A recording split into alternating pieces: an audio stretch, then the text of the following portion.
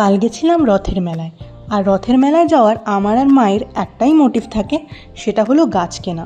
এত রকমের গাছ আর এত রকমের ফুল দেখে তো আমার মাথাটাই খারাপ হয়ে গেল যে কোনটা ছেড়ে কোনটা কিনি। রিসেন্টলি আমার হবির লিস্টের মধ্যে গার্ডেনিংটাও অ্যাড হয়েছে।